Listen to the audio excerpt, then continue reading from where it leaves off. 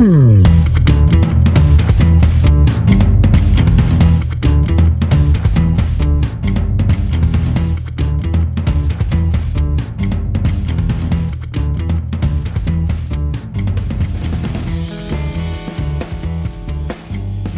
everyone, and welcome to Season 1, Episode 9 of the Hanley Podcast. This is the podcast with no limits on what we'll cover, unless it's something totally psychotic or not worth covering. I'm your host, Randy, and with me I have my somewhat silent co-host, Vic the cat. Have a snack, sit back, and relax. This episode was recorded on Sunday, May 12th, 2019. Let's get started. So we have about one more week to go, and I should have my PreSonus StudioLive mixer back in the studio.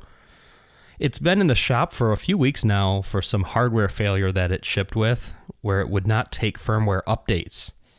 It just stopped doing that. I troubleshot with the guys at PreSonus for a while, and they were unable to solve it with me, so they're going to probably replace some hardware components, and they said it should ship out this Monday. It's been a while, so if you notice any humming in the background, that electronic hiss, that's because I'm using a backup mixer. It's an old Behringer mixer. It's probably 15 plus years old, maybe 20, and I'm using a dynamic microphone today, and just long story short, those microphones require a bit of a boost to get the sound to come out. So you're hearing some of the noise from the electronics pushing hard. We're on track to hit the 100 like mark this week. So thank you all to who have joined us and are tuning in. Today I'm going to talk Mac versus PC and Android versus iOS. I'm going to bring up the differences between them that are obvious to me and why I may prefer one over the other. Let's start with Mac versus PC, or Mac OS versus Windows, if you will. First off, I like to just get over the security hype thing already that differentiates both of them, or it has for years. Mac was originally able to get a reputation for being more secure, firstly because it originally had a huge lack of market share compared to Windows. So like 10 years ago, Wikimedia is a website. They pulled some internet traffic and found that Windows visitors made up 90% of the traffic. So if I was a bad guy wanting to write a virus, I'd write one to affect those Windows users. So until 2008, Windows didn't have UAC. It's called UAC. It's also known as User Access Control. An easy way to explain this would be if your application on your computer is trying to ask for administrator privileges. That is something that can make changes to your computer, operating system. You'll get a pop-up basically asking you, do you want to install this virus on your computer? And if you click yes, you could possibly install a virus. Don't do that. But Mac OS always sounded interesting to me originally because it was essentially running on top of Unix. It's an OS that's known to be solid and secure. It's been around for a long time. But this user access control that Windows, like in 2008, Microsoft implemented that. It kind of gives you a warning, hey, this is trying to run.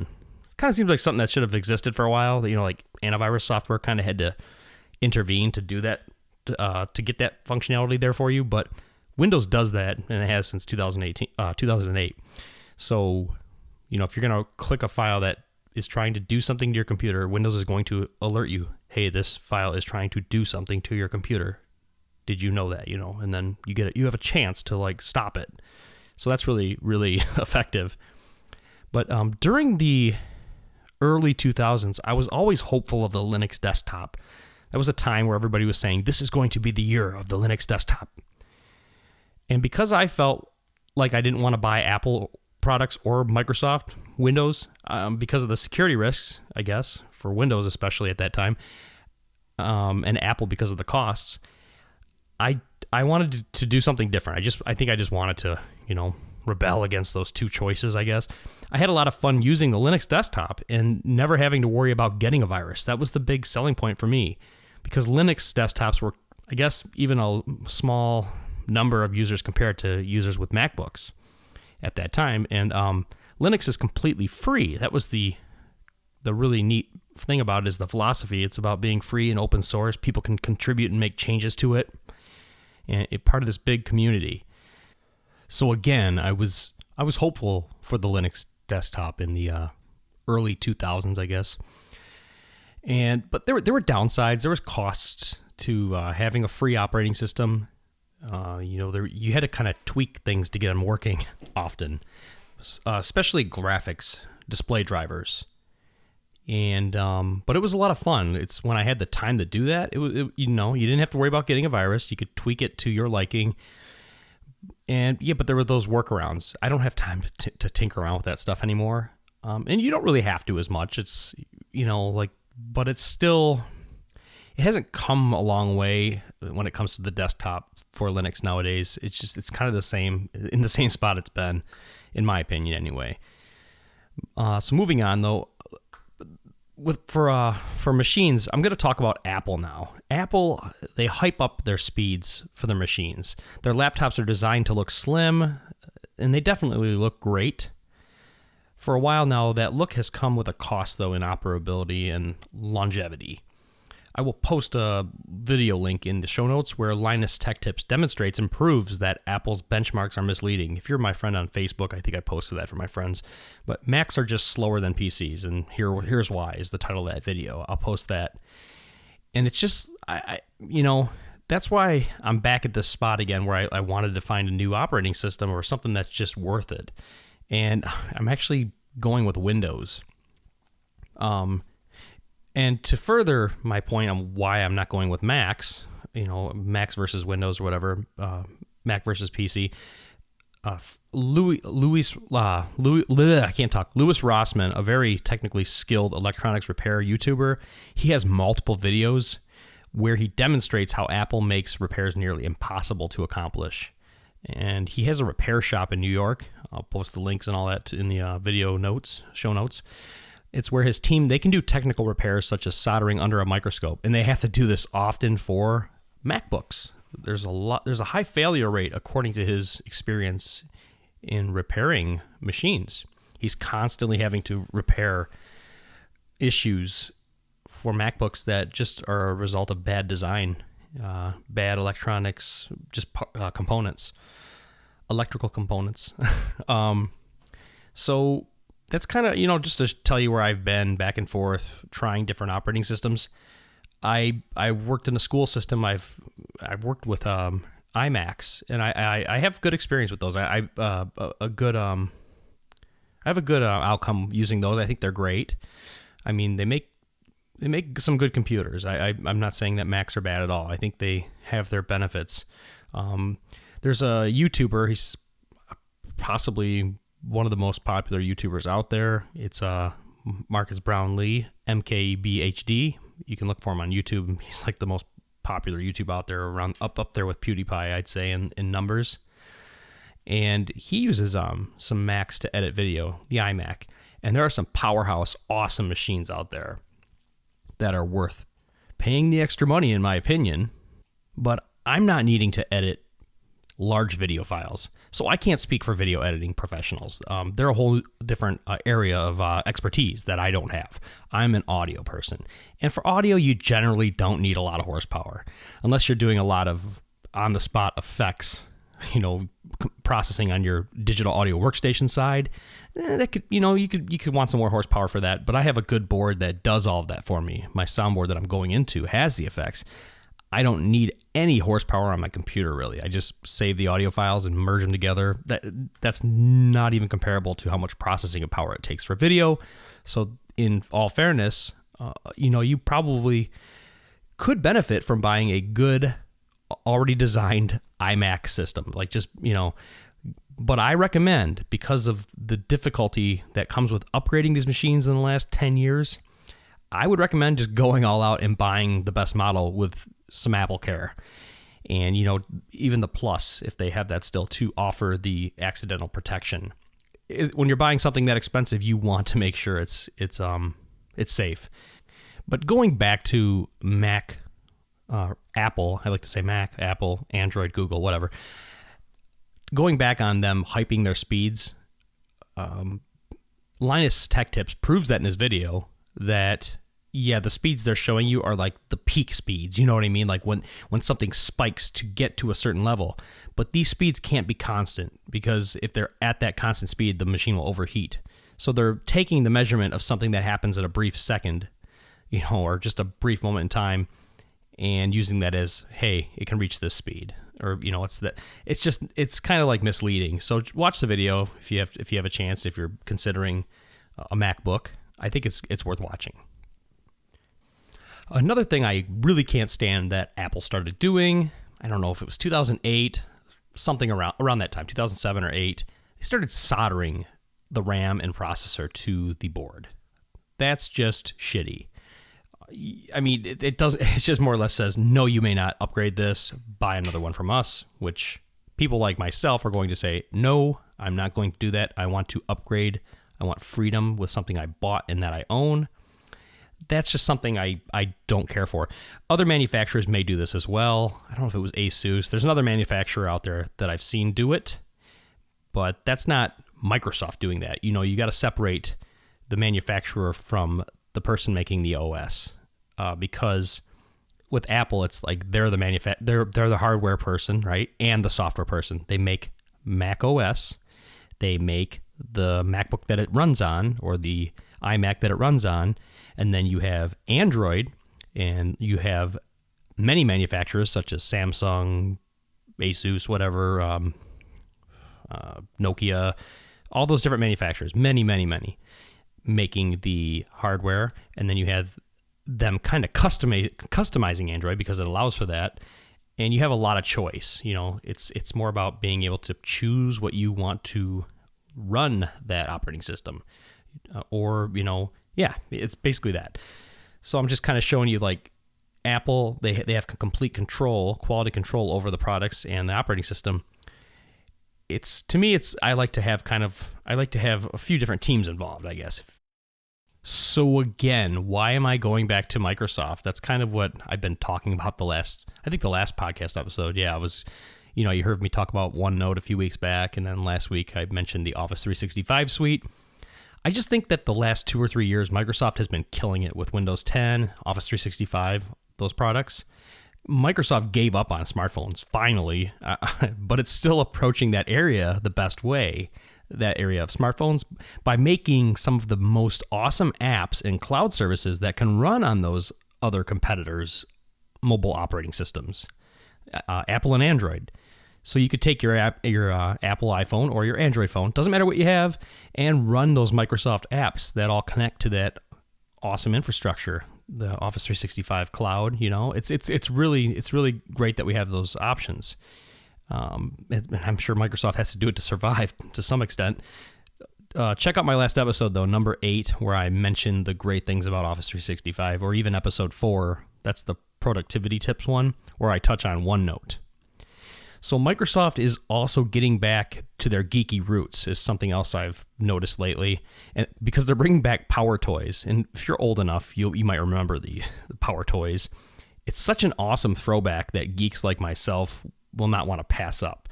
I feel like Power Toys kind of gave us that level of customization that a geek may feel is missing out of the box. And talking about geeks still, we always kind of want options. We want to be able to tinker with things. And PCs, desktops and laptops do not typically require a ridiculous amount of dongling around, I guess. Apple's beauty, if you will, comes at a cost. And that's what I'd expect if I purchased a device with one USB port. So, you get like maybe a MacBook that has a limited amount of USB ports. You're going to need a dongle to connect another device to it to get all those things you might want to connect. And to be fair, like some laptops, like maybe some of the newer Dells have one, maybe two max USB ports, and then a USB-C port. So they have 2 Type A ports and a USB-C port where an external dock plugs in. And they work a lot better than they used to. The USB dock operations, they used to be terrible.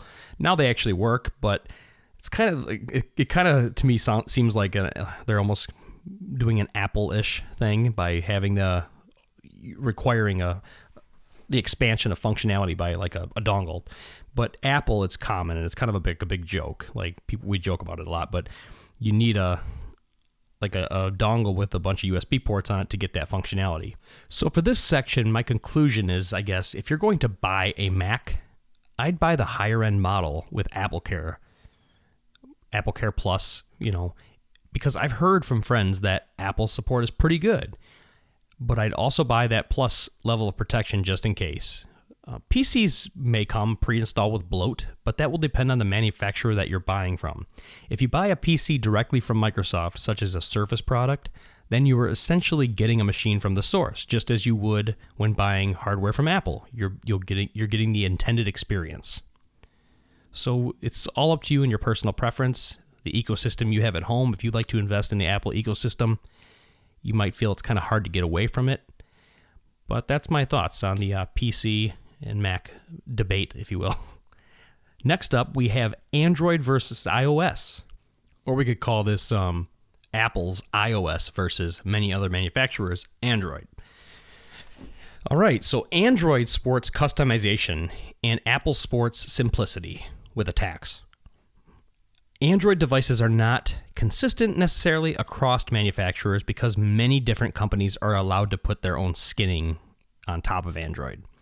This allows the manufacturer to try to make their devices more unique.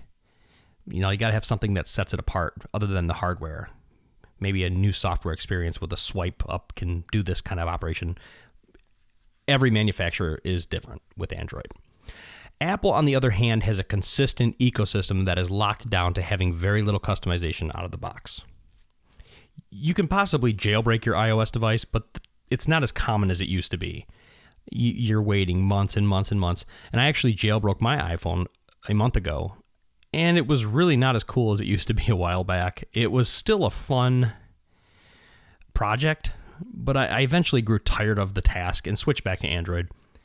Even with jailbreaking iOS, it was still lacking the basic home screen replacement possibility that Android has right out of the box, and I love it. It's like I rely on it now. It's so useful.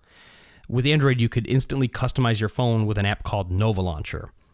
In a home screen launcher, it just kind of sits over top of the stock home screen that comes with your phone, and I want to say out of the box every time.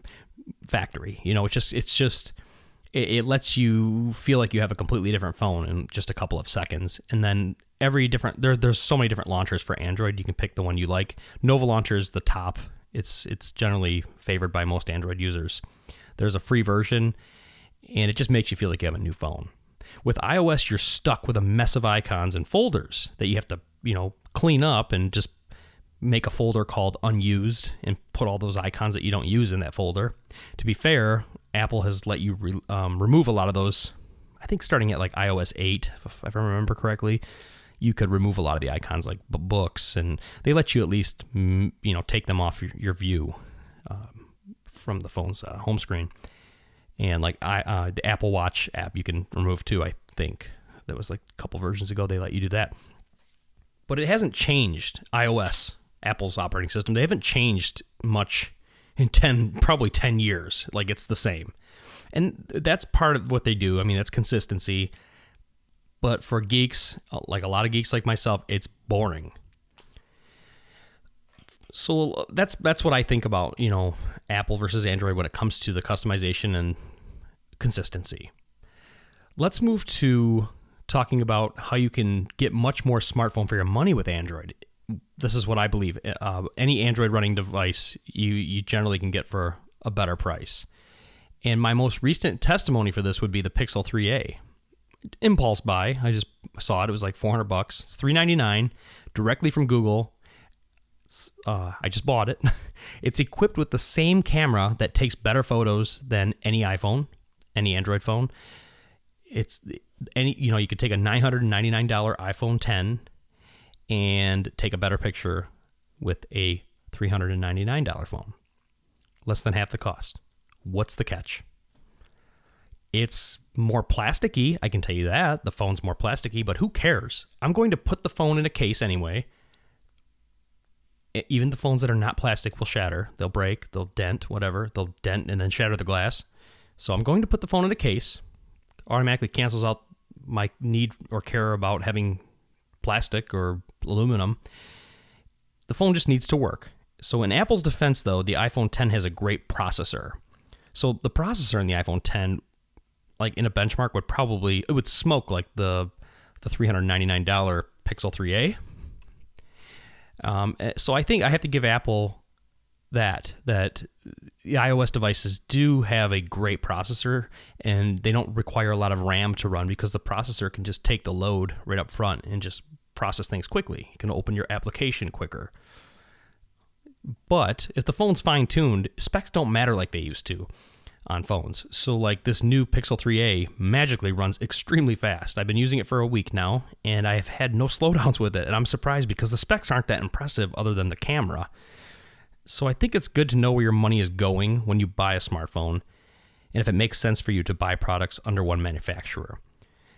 This Pixel 3a is Google's iPhone, if you will. So just think of it like you're getting the cleanest Android experience, because if I bought an Android phone from Motorola or LG or Samsung especially, it's going to have a lot of junkware that it comes with. Or it might be beneficial to you, but not everybody wants junkware on their phone. They want to start from scratch and just install what they need. And that's what the Google Pixel line gives you. So when I touched on here, the processor, the iPhone, Apple devices having great processors, I think that iPhones and iPads, as well as macOS running machines, they also have the benefit of running iMessage. It's a great messaging platform. It's great if all your friends and family are running it. And iOS, otherwise if you're not, you can't message them through that feature-rich, I guess, texting capability, messaging app. Just about any of these features, though, that are found in iMessage can be mirrored with any free app, such as Facebook Messenger, which has more users than Apple's iMessage easily. The other plus I could think of for iMessage, though, is that Apple is pretty awesome with their users' privacy, so hats off to them on that. They've always been really good with user privacy. They don't just hand things over, to companies like Facebook. Obviously, I don't know about trusting them, but iMessage supports end-to-end encryption as well. Although Facebook has mentioned that they're wanting to use that end-to-end encryption, so we'll see how that goes. I'll post the link to that article. That would be great if Facebook did that. It would be a huge game changer, and I have a little more faith in them as a company. Another thing about iOS, Liquid Retina display hype. In my opinion, that's a joke. Liquid Retina display is just more Apple marketing. It's a liquid crystal display, which has been around forever. For example, the iPhone XR, the iPhone XR, has a liquid retina display with a pixel density of 328 pixels per inch and a resolution of 1792 by 828. Liquid retina display is not even better than regular retina. It's, I guess, the same. Liquid retina display is just Apple marketing. It's a liquid crystal display that's been around for a very long time. For example, the iPhone XR has a liquid retina display with a pixel density of 328 pixels per inch and a resolution of 1792 by 828. Liquid retina display is not even better than regular retina. The price of the XR retailed at $749. On the other hand, we'll take an Android device, an even older one, the Note 8 phone, that I could pick up for $450. That's what I just saw it for on Best Buy's website. It has a resolution of 2960 by 1440 and a pixel density of 522. Looking at the display on any recent Samsung Galaxy Note phone, you will see the difference. Even like the S8 line or S9 line, you'll see the difference. Not to mention the brightness levels can go up really insanely bright, which is useful if you're outside. And it's crazy. It'll actually warn you when you're turning the brightness up. Hey, this is pretty bright. And the Note line also comes with more RAM than you'll likely ever need in a smartphone. So you can open up a bazillion apps and it won't slow down. So with that, that's about all I have for you today. I wanted to thank everyone in the audience for listening and our guest sitting in, Vic the cat, for putting time aside and listening to the podcast. If you're a new listener to the Manly Hanley podcast, we would love to hear from you. Visit our website and leave a comment. While you're there, be sure to subscribe to the newsletter. Follow Randrums on Twitter, that's RANDRUMS. and be sure to like the Manly Hanley Podcast Facebook page. Thanks a lot for listening, everyone. Have a great day.